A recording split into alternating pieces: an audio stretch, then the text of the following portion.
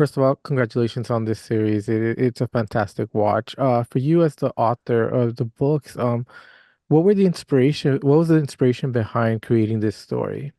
Oh, great question, Jesus. I was thinking of a couple things. I turned over a decade ago when I wrote this, and my daughter was 2, and I was thinking about what the world would be like. I was looking at how much the world had changed in the 40 years that I'd been around, and I was wondering what the world would be like when my daughter turned 40.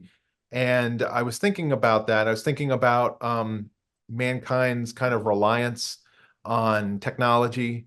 I was thinking about our disconnect with the natural world and the plants and animals that we share the planet with.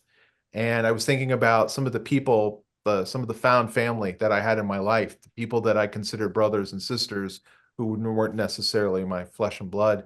And those were kind of the big concepts Mhm. that I was kind of exploring, the themes of the books.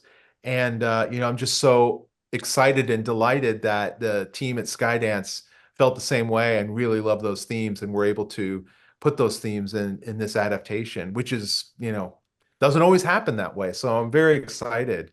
As an author, the best you can hope for is that the themes of the book and the heartbeat of the characters, the soul of the character is retained in that process. And I think they did an unbelievable, amazing job. Definitely. I know for me, as I started watching this series, every single episode piqued my curiosity of this world. For you as the author, how do you feel seeing your words come to life in such a beautiful way with the beautiful colors and the way they treated the atmosphere as well as the characters? Yeah, and I think animation by nature is a very collaborative process. And, I was just fortunate on this one where I was just super involved from the beginning. So for the last 4 years, we've been working on it. And we had a lot of conversations about what I looked at when I didn't just write the books, I also illustrated them. So I would show them the things that inspired me, the things that were inspiring me to create the artwork, and let them as artists in themselves kind of do their own thing with it. So for instance, the wandering forest, kind of the living forest at the center of the planet. I showed them these these dinosaur posters and pictures that I had as a kid that I like was obsessed with all these weird prehistoric plants that were inspiring. I sent them a clip from Jim Henson's 1982 film, The Dark Crystal. There's a scene there where the forest is alive and it's eating everything in it. And I just sent that and I said, this is what I was thinking of. This is what I was looking at. And they were able to take that idea and just run with it. And that's how it was for everything. It's for the voices and the casting, and it was that way for again adapting the characters into this new medium. So just amazing to see it all come to life. Mhm. As you're seeing this come to life, what feelings are going through you, or how proud of are you that this is such a universal story that people can, get captivated by it and continue on, giving this world and these characters the themes that you originally created. I guess it's in some ways validation, right? Like, cause I'm in my studio kind of alone when I'm writing these things and doing the art. I mean, there's a team of people I work with at the publisher. I do have beta readers who read the stuff and give me input and thoughts, but it's a very small amount of people. So to have a team of hundreds of people working on this and really putting their heart and soul in it, and I think you can see it in the animation, is incredibly humbling on one hand and incredibly validating that it was a story worth telling. Definitely is, and I think even though I'm a bit older than the demographic that this is supposed to be, it really captured my attention. What do you hope about this story that will capture a youthful person's attention? Well, I mean, like I said with the books, I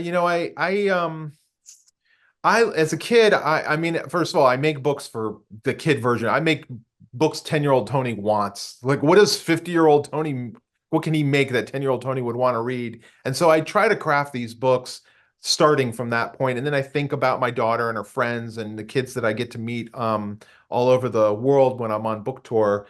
But I also think about, I was fortunate in that my mom loved to read to us kids when we were little. And so I think about that experience of an adult, and it doesn't have to be a parent, it can be a teacher, it could be a librarian, sharing a story together, right? Because that connects us. Stories connect us.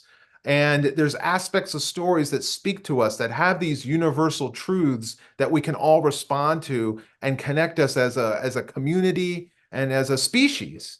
And so that is something that's so important when I'm making the books. And I feel like that aspect is something that the team really captured in the series, that whether you're young or you're a parent or older, you're watching it and you're both enjoying it at the same time. That's a hard needle to thread, but boy, they did it. Definitely. And how important is it for a parent and a child to connect, especially when it's watching something like this? Yeah. I think, well, look, my favorite stories growing up I loved fantasy. I love Dungeons and Dragons. I love science fiction. And I think because for me, it offered an escape hatch from reality and sometimes a reality that wasn't always going so great. And so this was a safe place for me to be able to kind of disappear from the real world and process my thoughts. Um, with regard to a television show or a film, the thing I always love is going and watching it with someone and then talking about it afterwards. Oh, what was your favorite part? Or what do you think they meant by this? Or what about that? And I love doing that. I've always enjoyed doing that with my parents, and my brother and sister, and do it now with my wife and daughter. So I think that concept of a shared experience, at least with the family, can only be a good thing because sometimes those conversations can lead to deeper conversations. That's what you hope for, right? I mean, I think we all consume so much media now that it's like it just comes and goes. But maybe if you're lucky, we create something that sticks with you for a couple of days after you watched it. Definitely. This is definitely one of those watches where you reflect on it. So congratulations on this and thank you very much for this series. Oh, thank you, Jesus. Great questions.